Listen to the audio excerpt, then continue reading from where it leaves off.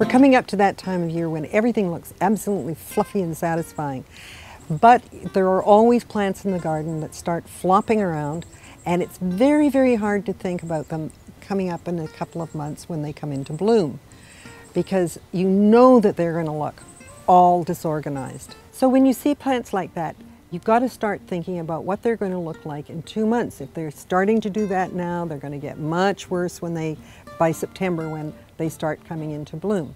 So taking courage in hand, you start whacking them back. Now the ones I really, really like attacking are sedums, because I don't know what's wrong with them, but in my garden they all fall apart like this one.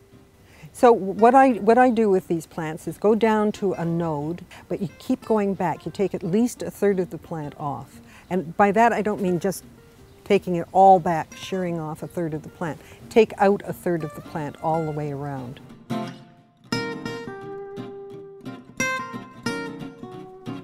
In some cases, if I get a long enough piece, I just stick it in the ground, and within a year you'll have another plant.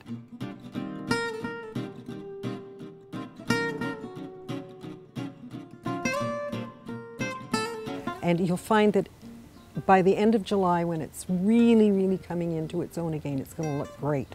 You can do the same thing with asters and phlox. Anything that's going to get too big and too blousy in your garden, now is the time to start pruning it back.